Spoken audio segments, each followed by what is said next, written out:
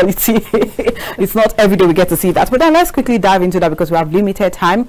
I'd like to talk about youth inclusion in Nigerian politics generally. Do you think the Nigerian politics has been fair on youth, not just youth, women? Because of course we've spoken about the not too young to run, of course, but then how many youth or how many youthful, let me use that word, how many youthful governors do we have in Nigeria? But then I love the fact that we have enough representing us maybe on the ministerial list a bit. I mean, we have some 30 plus and all of that there, but then generally speaking, do you think it's been fair, and do you think they've included youth enough?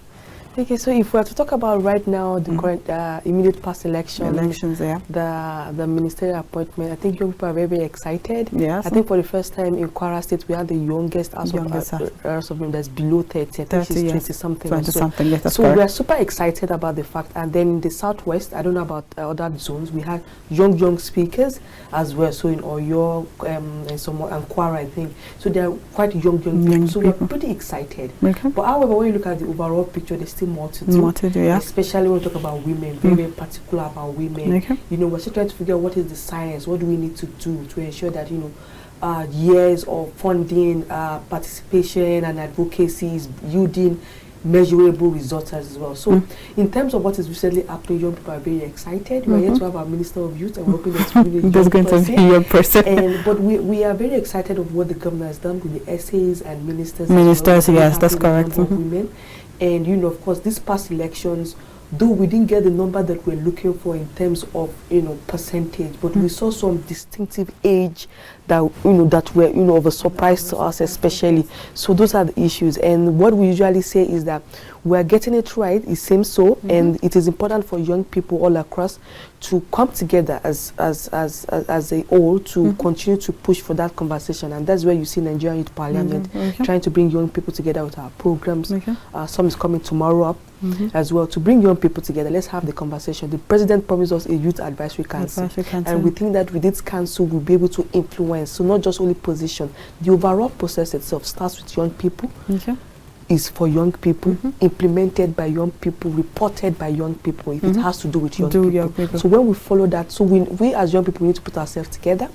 I think the Parliament believes that the Youth Advisory Council is a very, very important instrument for us to continue to solidify this new event that we are seeing in this particular administration. Okay, funnily, I'd like to ask this question. You might seem off, but of course. But then, what do you think about youth being able to hold politicians accountable for most of the promises they've made that they've not actually fulfilled? Do you think the youth are actually strong enough? Because even this advisory council now, who is going to hold who accountable for things that I've said they would do and they don't do at the end of the day? Yeah, so thank you. It's difficult to hold government accountable at any point in time in Nigeria. So please do not hold that to young people. Okay. But I'll say this: youth-led organizations in the civil society as well as the Parliament as well. We are doing our best, and you could see that there are some things that are easy.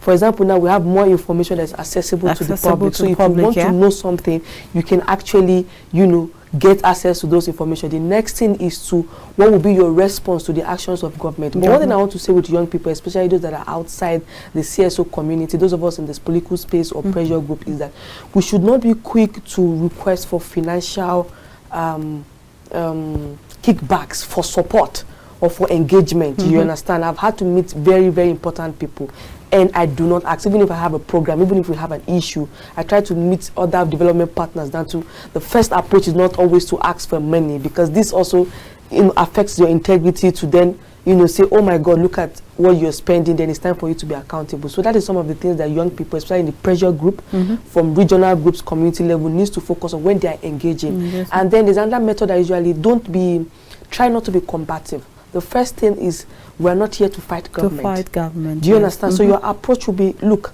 this is how best to do it if this is actually your objective as well. So that method of diplomacy, partnership with government, is the approach that I think that young people and pressure groups need to start adopting, so that the doors can be easily opened, you know, for cooperation and partnership. Okay, well, I'd like you to, in like 1 minute, what note would you like to leave with Nigerian youth right now? And not just Nigerian youth, Nigerian women. Of course, we know that there's not been fair representation of the Nigerian women. But then with this administration, we'd have to give them a thumbs up at least one step at a time, even though we're not there yet.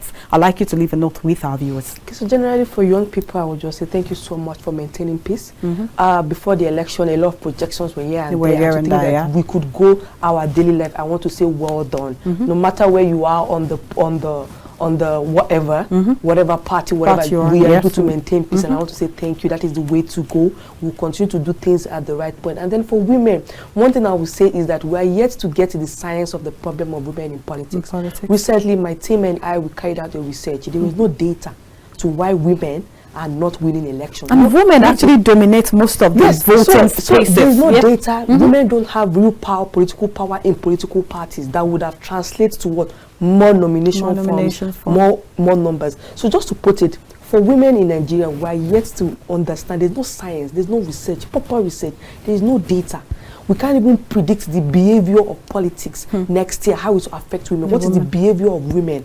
Do you understand? In the next election, that would, so that someone that wants to run for election as a woman, okay, this is what I should do, that would maybe be able to tap to this group of people. So there's a lot to do with it, but it's based in that there is no science to what we are doing yet. And I think that for women-focused group organizations, political parties, we need to focus on having, ensuring that women have real political power in political parties, not only women leader and treasurer. Do you understand? That does not count. All right. Okay, all right. Thank you very much, Doctor. It's been an insightful one. I do hope we'll have you on the program when we have ample time, of course, to analyze most of this case, because I'm a gender-based person and I like to shed more light on that. All right. Thank you very much. It's been an insightful one with you. All right, our viewers at home, you've heard, as youths, you need to do better, not just agitation all the time. Sometimes it's not combat. Learn how to, of course, relate with these people very well. And this is where we come to the end of the Polity for this week and, of course, today. Thank you for staying with us, and thank you to our backstage guys, of course, the MCR, the production team. Thank you very much for making the program a success. And this is where I wrap it up for today. I remain Messi. Bye-bye today. See you same time, same station next week. Bye.